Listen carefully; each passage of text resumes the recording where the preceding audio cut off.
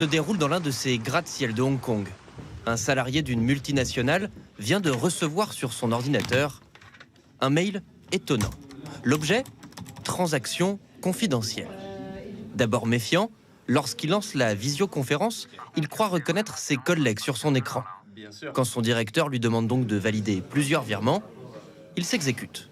Montant de la transaction, 24 millions d'euros.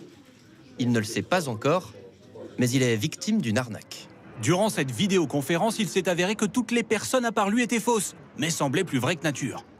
L'argent a disparu, l'homme s'est fait avoir par un deepfake. Comprendre l'usurpation du visage et de la voix de quelqu'un grâce à l'intelligence artificielle. Arnaque à la mode, car il suffit aujourd'hui aux escrocs de mettre la main sur suffisamment de photos d'une personne pour ensuite, via un logiciel, la reproduire trait pour trait et lui faire dire n'importe quoi.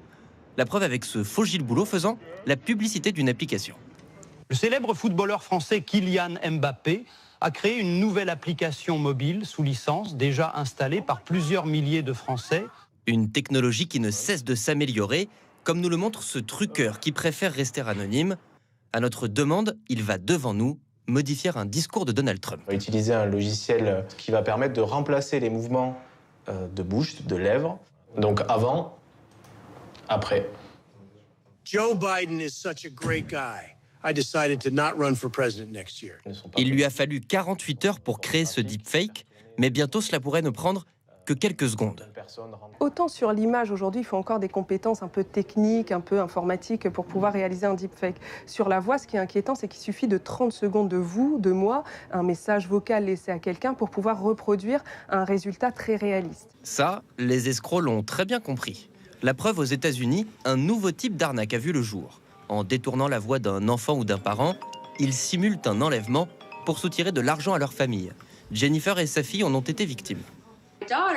J'ai entendu la voix de ma fille qui pleurait, qui sanglotait, qui me disait « Maman ». Alors je me suis demandé « Qu'est-ce qui se passe ?» Elle disait « Maman, des types m'ont enlevé, aide-moi ». La mère de famille a eu le bon réflexe et a tout de suite appelé sa fille sur son téléphone. Évidemment, elle n'avait pas été enlevée. Cette fois-ci, les escrocs sont repartis bredouille.